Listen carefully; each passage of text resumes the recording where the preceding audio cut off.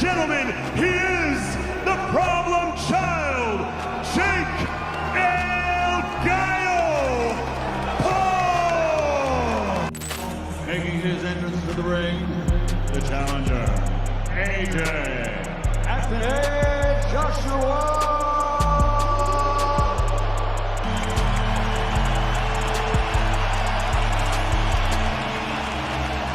MMA striking coach, man I've known for over 20 years. And our unofficial scorer, Sean Wheelock, gave the opening round to the returning legend. Here we go, live. A close fight, so you don't want for AJ not having it on his own. I think both guys actually take down. Watching two. Body by Paul. There's the left hand. Got it fairly wide, haven't you, Carl? I know Tony Bellew has too. I've seen Anthony Joshua so fast. Left, right, comes To it, his age. Yeah. He's been pretty busy. Look at it. That's half. Anthony Joshua. The Joshua. Matches with the right hand. Left from the guard. Oh, Good that was uppercut there. Joshua misses with the right. The Jake Paul versus Anthony Joshua fight unfolded like a slow-burning heavyweight drama, the kind where every second feels heavier than the last, and nothing comes easy. No chaos, no rush, just pressure building round by round. Anthony Joshua, as we all know, never been down, amateur or pro. But there's some It's Odo's a lazy jab. That's what he wanted. Nose of Silva. very loose. Play a part in this. From the opening bell, Jake Paul came out loose and confident, bouncing on his toes, flicking shots, trying to control rhythm and prove he belonged in that space. Across from him, Anthony Joshua stood tall and patient, eyes calm, posture disciplined, letting the fight come to him instead of chasing it. Damn this jab right there that really knocked Jake back. And we see that. Only one big shot, 2 points. The matching with the right hand. So a lot of focus on Joshua's. We'll find a pretty busy pace. Should hold the crown like that. Traction, the glamorous. Looks in control, but up close as he tries the uppercut. The early rounds played out like a chess match wrapped in muscle. Jake circled and feinted, constantly trying to disrupt timing. Joshua measured distance, taking small steps forward, just enough to remind him how small the ring can feel against a seasoned heavyweight. As the fight settled, exchanges sharpened, clinches turned into strength battles, and the pace shifted from physical to mental. This wasn't a sprint, it was a grind. 2. Left hook there. First ball out there. Combination from Silva. Oh! Another jolting right hand sends Joshua down. Anthony Joshua floored and hurt here in the 6th round.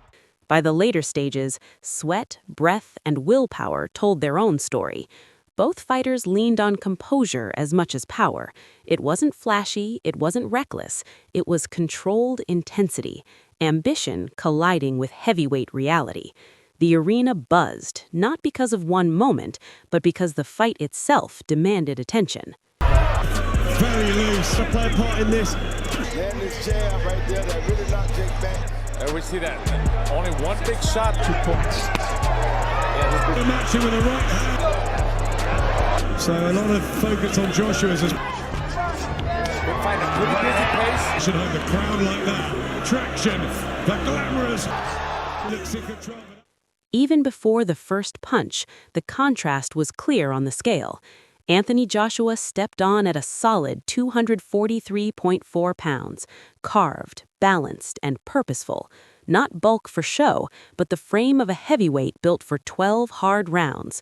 No theatrics, no excess, just a man comfortable carrying size, strength, and expectation all at once. In that ring, it's a dangerous place to be and anything can happen. And you hope your opponent leaves the ring safely, but if they don't, you know, you still have to go to bed at night knowing that you've just done your job. It wasn't personal.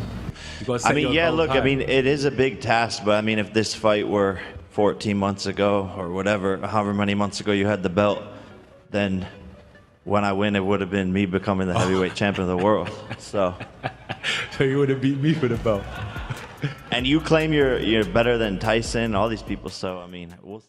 At that weight, Joshua looked optimized for control and durability, heavy enough to impose authority, composed enough to stay patient. It felt less like a flex and more like a statement. He came prepared for real work, not spectacle. Jake Paul followed at 216 pounds, lighter, leaner, and sharp, built around mobility, rhythm, and endurance rather than brute force. The difference wasn't a weakness, it was a gamble.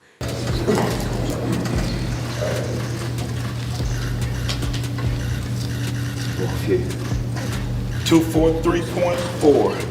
243.4. 243.4 for Mr. Anthony Joshua. 243.4. I'm gonna need all media to scoot back this way, guys. All media, scoot back. Security, help me out. 2 weights, 2 philosophies, 1 ring. Joshua banking on structure, stability, and pressure. Jake trusting speed, conditioning, and belief. Those numbers told a story before the bell ever rang. And then AJ grabbed the mic and made something clear. Stop confusing kindness with mercy. This wasn't arrogance. This was experience speaking back. He wasn't calling Jake delusional. He was calling belief dangerous. Underestimate a man who believes in himself, and you've already handed him a chance.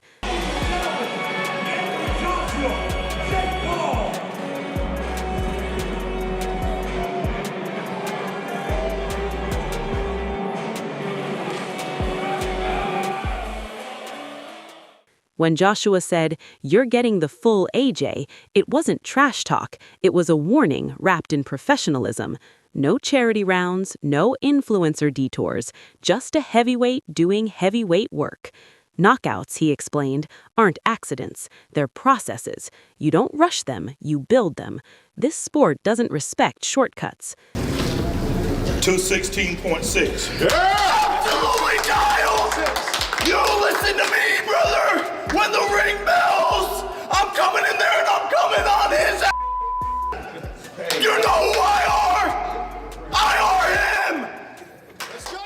Yes, he leaned into the knockout talk with a grin, because boxing is honest about what draws eyes. But this wasn't hype, it was clarity.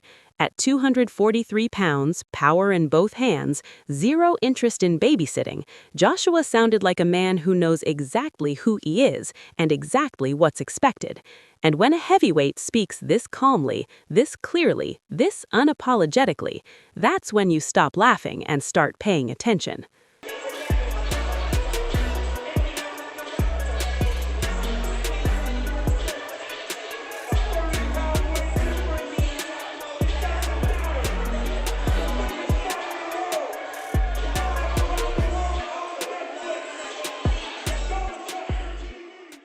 Then Jake Paul stepped up sounding like a man who already shook hands with destiny in his own mind. Calm, centered, fully convinced the universe RSVP'd to his storyline years ago. It's peak Jake Paul energy, part manifestation, part main character syndrome. Corny at times, calculated, but confident in a way that doesn't crack easily. You just think this guy's deluded? Nah. Look. An amateur coming into the game with no experience, he's taken on some good names. They may be old, they may be from different combats in terms of MMA and so on, but he's got in the ring at a decent level, fought Tommy Fury and so on, so he believes in himself. I take it seriously, I respect it. Yeah, but they're levels, come on AJ. Whether you believe it or not, confidence like that is dangerous. When Jake says people don't see what he sees, I believe him, not because he's right, but because belief like that lets you walk into a storm smiling. The jokes, the meditation talk, the breath work, that isn't fear. That's preparation spoken in influencer language. The fact that you've been Olympic champion, 2-time world champion, are you going to have to carry him to make it a spectacle? Or is he going to get the full AJ? The full. The full. I've never gone in there and knocked someone out within 10 seconds. There's a methodical process to knocking someone out. But if the opportunity presents itself, I'm not planning on carrying Jake for 1 second more than I have to. Jake isn't pretending this is easy. He's calling it the hardest thing he's ever done, and that honesty makes the confidence louder. He's not reckless, he's committed. Whether that belief survives contact is another question, but walking into a moment like this upright, smiling, and unshaken tells you one thing. Belief doesn't win fights, but it does make them uncomfortable. And to be brutally honest, not many of them are rooting for you. Some have said to me, he's deluded. What would you say to them? I know you got him picked. Like, that's what it is, you know. Of course, people don't believe in me. They don't see what I can do. They're not in the gym with me. So I don't blame them for having that opinion and thinking that this is a crazy fight for me. But I see something completely different that no one else sees, and they're going to get to see it in roughly 24 hours. By the end, this felt less like a simple fight and more like a stress test for boxing itself. Experience versus belief, discipline versus vision, preparation versus pressure. One side brought years of calm control, the other brought confidence and a refusal to feel out of place, and that clash alone made every moment matter. Now, I want you in this conversation. Did experience set the tone, or did belief stretch the limits further than you expected? Drop your take in the comments, debate it respectfully, and if you're rocking with Boxing Headquarters, make sure you like, share, and subscribe.